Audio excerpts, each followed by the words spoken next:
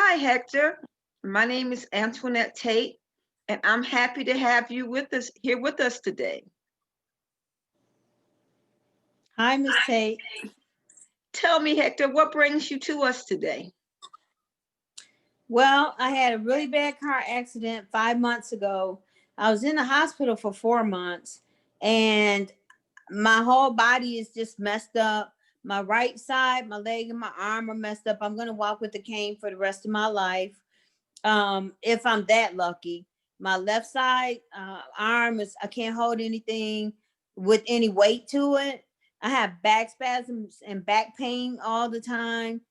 And I was at a rehab center from the accident, and they told me that I wasn't adjusting well, so I needed to come to therapy and try to get a better grip on my life.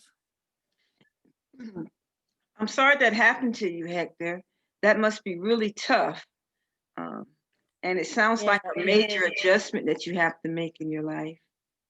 So, It wow. is. I mean, I grew up like my family has a construction company, and I grew up with the construction company since high school. I mean, the ninth grade, I had hammers and nails in my hand, and I've been a major part of our family's construction company since then.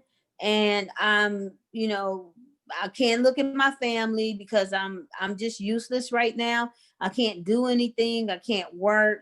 My wife is looking at me crazy because she's used to having $8,000 a month checks put in her hand, and I don't have any money now. I'm not making any money, and I just feel so useless. I don't know. I don't know what to do.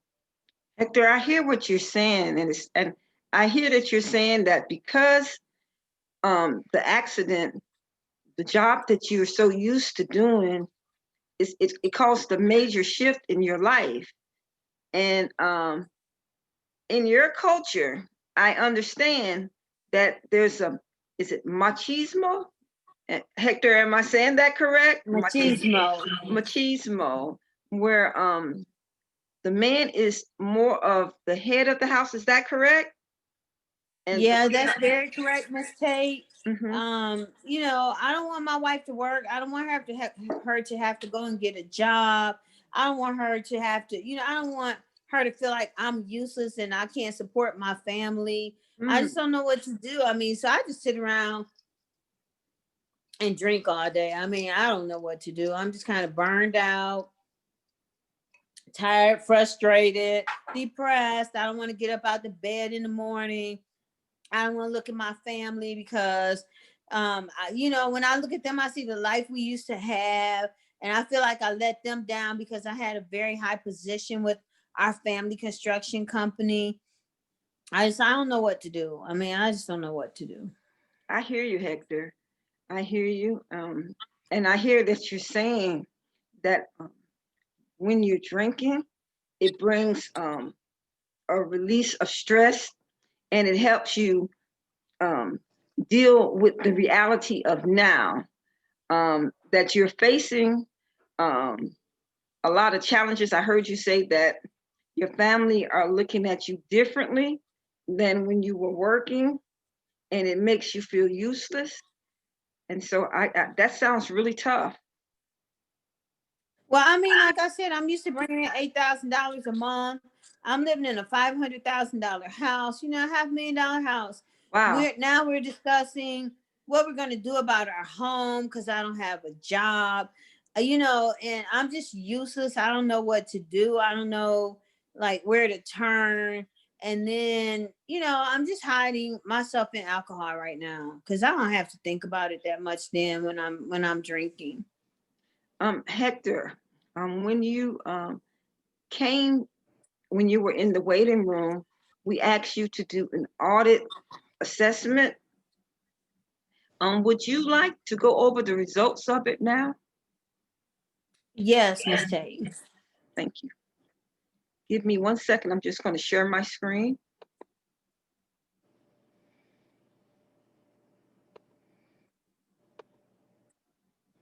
Hector, can you see my screen? I can. I mean, it's really small. I can't read it, but I can see it. So, what is all this stuff, Miss Tate? I can read it to you. And so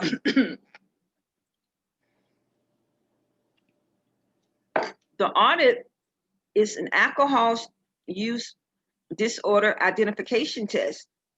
You answer a 10-item screening tool, and it's developed by the World Health Organization to access alcohol consumption, drinking behaviors, and alcohol-related problems.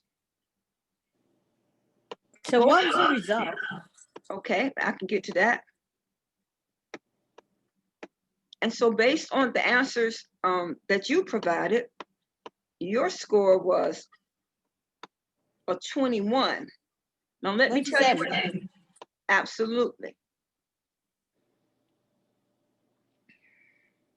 A score of 8 or more is considered to indicate hazardous or harmful alcohol use. Now, Hector, you scored a 21. I want to ask you a little bit more about your drinking. When you said that you drank, what is it that you drink, Hector? What's your choice of drinks? I drink whatever I could get my hands on. Mm. And so with that being said, Hector, how does it make you feel that you scored a 21 on a scale of 8 being considered hazardous drinking? Well, I guess if I scored a 21, then I must be a drunk right now. Hector, would you consider going to a treatment program? Is that something that you would consider? How likely are you to consider going to a treatment program? Well, I don't know.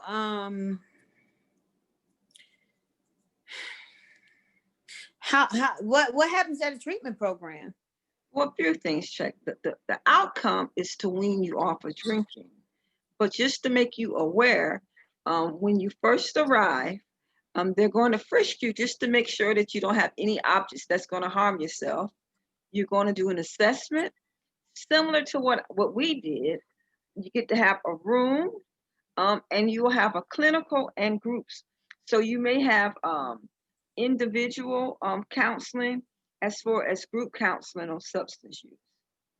On a scale of 0 to 10, with 10 meaning being more likely and 0 being less likely, how likely are you to consider going to a treatment facility? Well, I don't know. That's new information. I might I don't know. What's the point? What's the point of me going? Based on your score, Hector, with alcohol substance abuse, it can damage your organs. And so what a treatment facility will do is work with you on weaning off of alcohol abstinence. Is that How long do I have to be there? It depends. When you go there, they will do you an assessment based on where you're at. It may be 2 weeks, it may be 4 weeks, but they would have to evaluate that. Well, I don't know if I can go. Okay. Because, we're not here legally. Okay. I was going to ask you about that, Hector. Thank you for bringing that up. But I do want you to know that you're safe here with me based on your HIPAA rights. I'm not going to divulge that information with anyone. Okay. Okay, I like that. I really appreciate that.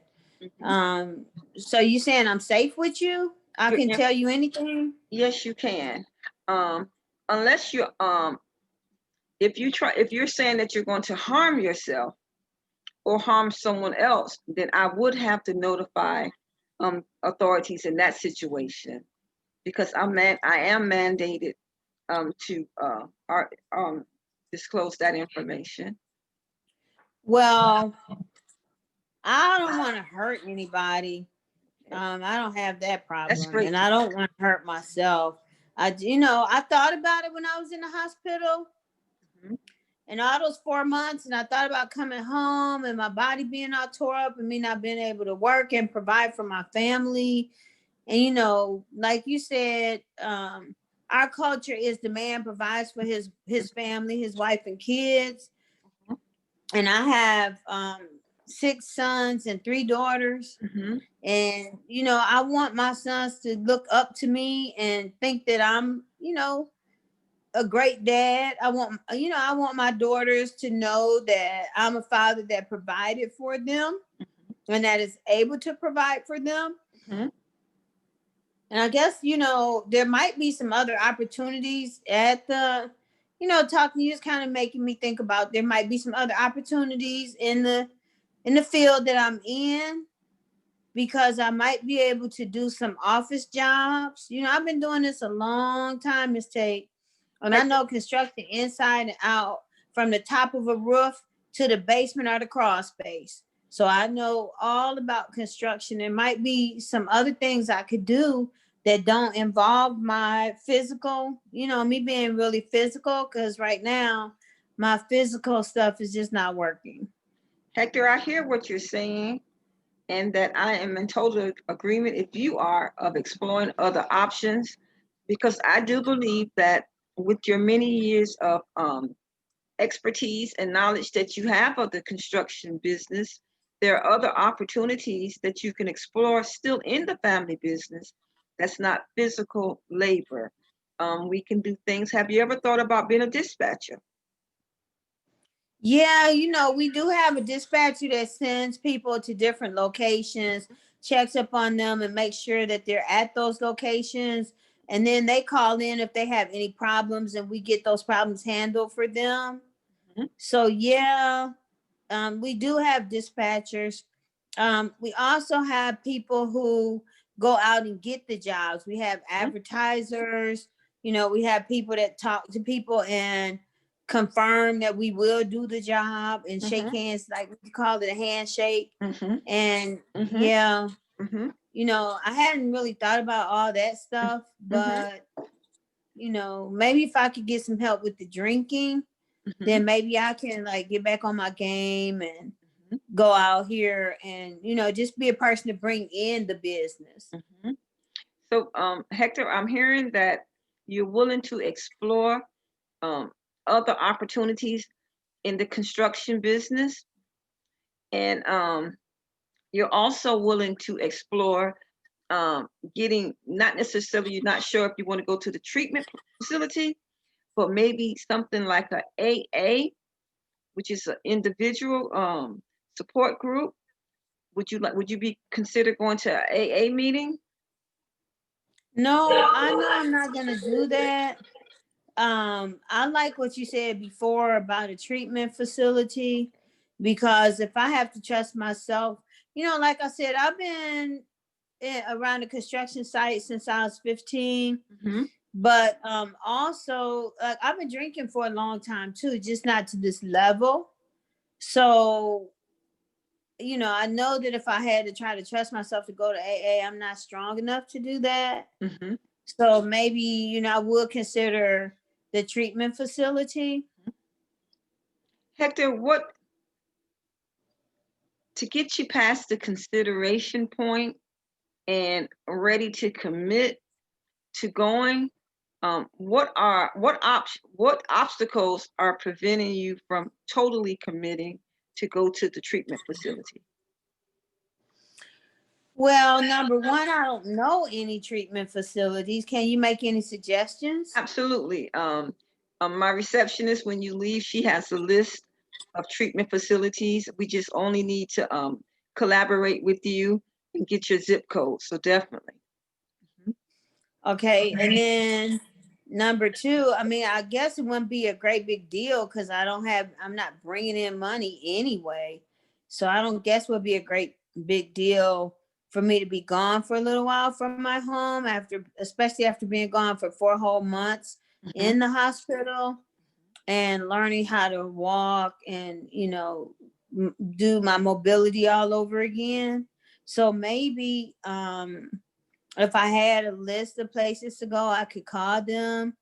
But, I guess again, the other thing is we didn't have insurance on our jobs because a lot of us are illegal.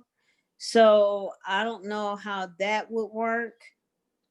Well, Hector, what we You can know. do, um, once the session is over, my receptionist, she can sit with you, and after she gives you the list, we can see who takes self-pay versus insurance.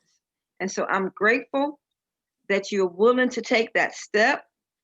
And we'll walk you through the process the whole way, okay? Okay. Thank you. Thank you. So are we gonna have another session? Yes, I'm going to collaborate. If you're going to the treatment facility, then I'm going to work towards getting you into the treatment facility. So that's my goal Okay. with you. But if you want to have another session, we can. It's your choice. Would you like to have another session before going to the treatment center? Mm,